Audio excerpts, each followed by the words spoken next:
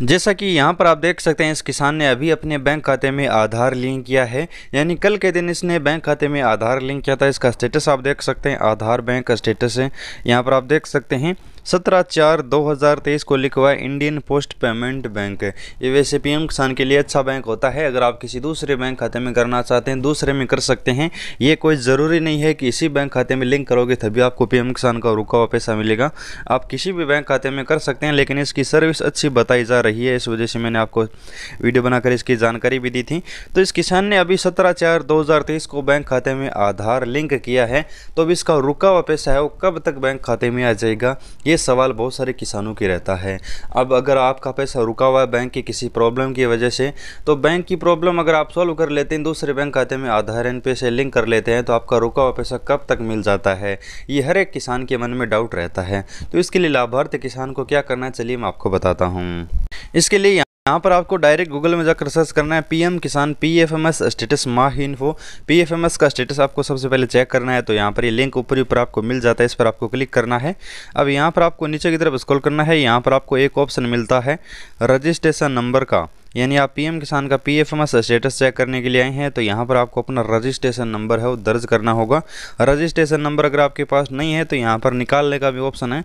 तो फिलहाल हमारे पास रजिस्ट्रेशन नंबर है, तो यहाँ पर मैं रजिस्ट्रेशन नंबर डाल देता हूँ।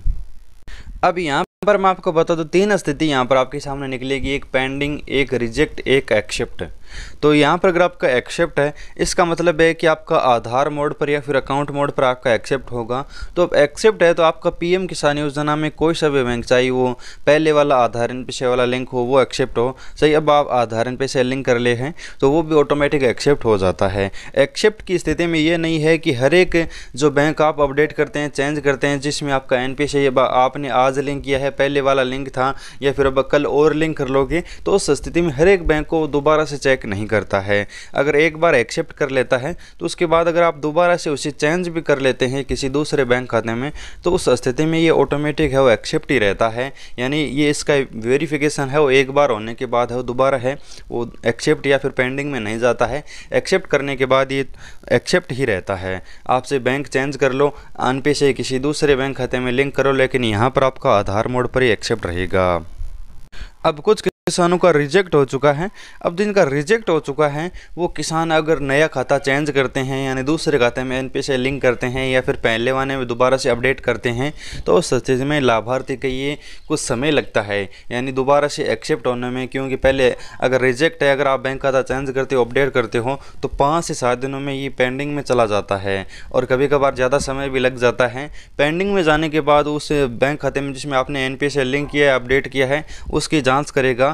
अगर सही पाया जाता है तो फिर ये एक्सेप्ट होगा। इसमें कुछ प्रोसेस में समय लगेगा। रिजेक्ट वालों का थोड़ा ज़्यादा समय लगता है, क्योंकि पहले पेंडिंग में जाता है, उसके बाद ये एक्सेप्ट होता है। अगर सब कुछ सही होता है तभी एक्सेप्ट होता है, वरना रिजेक्ट भी हो जाता है। तो ये रिजेक्ट वालों के लिए प्रोसेस है। चाहे जो भी प्रॉब्लम हो, अगर आपके बैंक के संबंध कोई प्रॉब्लम है तो बैंक खाता आप चेंज करोगे, या फिर जिसमें पहले से एन से लिंक है उसे अपडेट करोगे, तो आपका ये PFMS रिजेक्ट है वो पहले पेंडिंग में जाएगा, उसके बाद एक्सेप्ट हो जाएगा। एक्सेप्ट होने के बाद आपका पैसा मिलना शुरू होता है। अब जैसा कि यहाँ पर एक तीसरा स्टेटस पेंडिंग वाला भी देख लीजिए। इस पेंडिंग में यहाँ पर देख लीजिए, लाभार्थी का 25 को दस्तावेज भेजे गए थे, तैयार हुए थे, उसके बाद 28 को भेजे गए, और अभी इनका पेंडिंग दिखा रहा है। अब पेंडिंग में यह होता है कि आपका जो बैंक की डिटेल है वो चेक कर दी जाती है, 1 दिन में या फिर 2 दिन में, और 7 दिन भी लग सकते हैं, उससे ज़्यादा भी लग सकते हैं।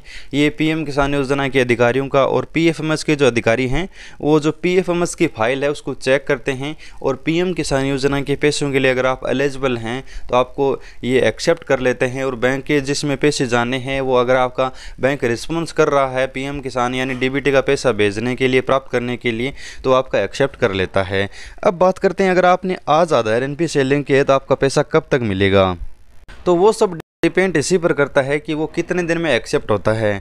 वैसे अगर आपके बैंक के संबंध कोई भी समस्या नहीं है, पहले से रिजेक्ट नहीं है, पहले से अगर पेंडिंग दिखा रहा है, या फिर पहले से एक्सेप्ट दिखा रहा है, फिर अगर आपने बैंक खाता चेंज किया है तो आपको पैसा जल्दी मिल जाएगा जब भी सरकार भेजेगी, क्योंकि इसमें ज़्यादा प्रोसेस PFMS का होता नहीं है। लगभग 7 घंटे के अंदर या फिर 48 घंटे के अंदर ही वो एक्सेप्ट कर लेता है। लेकिन अगर आपका पहले से रिजेक्ट है, उस स्थिति में आपको थोड़ा समय लगेगा, उसमें 5 से 7 दिन या फिर 10 से 15 दिन भी लग सकते हैं एक्सेप्ट होने में।